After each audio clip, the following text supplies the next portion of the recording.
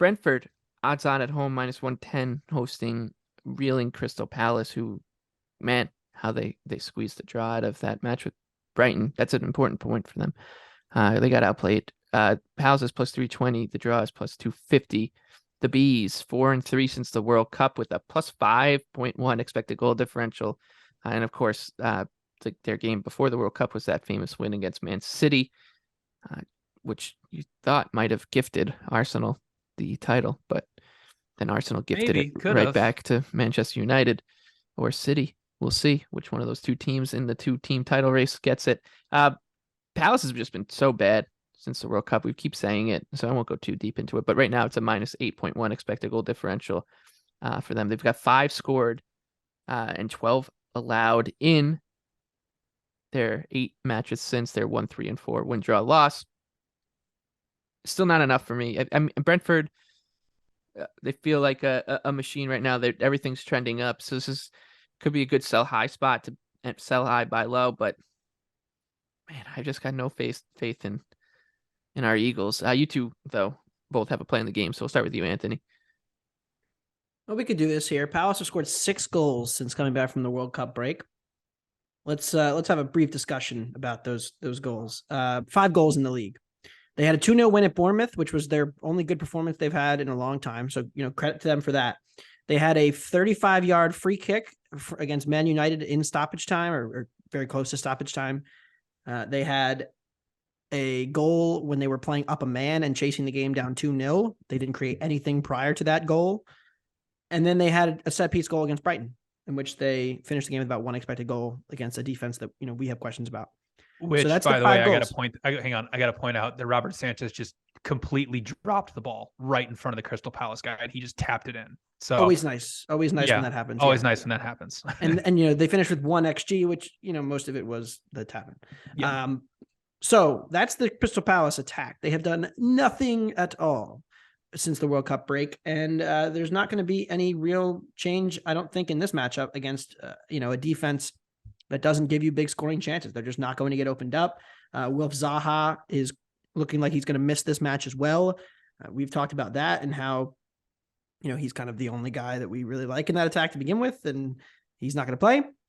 But I think this is the Brentford problem we can see when they go play teams who are going to sit deep, is that Brentford doesn't get a lot of shots. They don't have these forwards who are going to, overwhelm teams. They don't have a consistent way of getting the ball into the penalty area and then creating big, consistent chances. They'll get the occasional big chance, but they're not going to be a great favorite here. So I like the under 2.5. I do think that Brentford probably wins it, 1-0, 2-0 type game, but I don't see them creating enough as the favorite at home to justify this total. I thought it would be closer to 2.25, and thus I like the under. I know Palace's defense has taken a slide and they do have some injury issues here, but again, I just don't think Brentford's going to be able to take advantage given their profile. I mean, they're 18th in shots per 90. It's not a very good team to back in that spot as a home favorite. So under. And under for you, BJ. What are your thoughts here?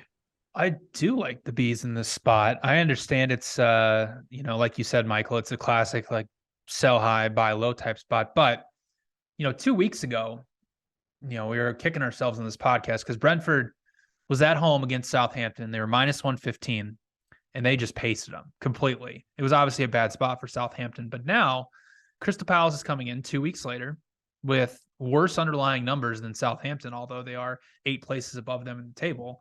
And we're sitting with the exact same price. On top of that, off of the great performance that Brentford put up against Arsenal the week prior. What's interesting about Brentford and what I love about them so much is that if you look through their matches, is when they're playing against bigger sides where they're going to concede a lot of possession, they're going to defend their penalty area a lot. They like to play their 3-5-2, which eventually obviously becomes a 5-3-2. Basically bring on another center back, bring another center back to the pitch to provide more, defensive stability. When they're playing against lesser competition, so if you go back through their matches against Southampton, against Bournemouth, against Nottingham Forest, and even the previous match against Crystal Palace, they like to switch to a 4-3-3 and bring on another attacker and take off a center back to provide more attacking width and obviously more attacking options going forward rather than just Mbeumo and Toney. So we now have the situation where I think Brentford's going to be a lot more attacking.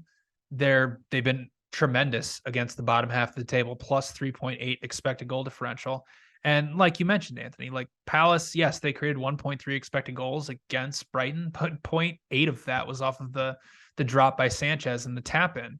So, and also, I mean, if you go back through that Brighton match, I mean, Brighton created over 2 expected goals, and then one inexplicably got VAR'd out for no reason. So it could have even been more. So I think this is a good spot here for Brentford, where everything is trending upright. Brentford, one of the best teams in the Premier League at aerial duels. You know, Crystal Palace historically have been a pretty bad set piece defense. So I think this is a good spot here for Brentford. And I think the price is way too cheap on them. I have them projected at minus 153. So minus 115 is good enough for me to play Brentford, who, I mean, they've been close to 0.7 expected goals better than Crystal Palace this season, and they're at home in great form. Give me the bees.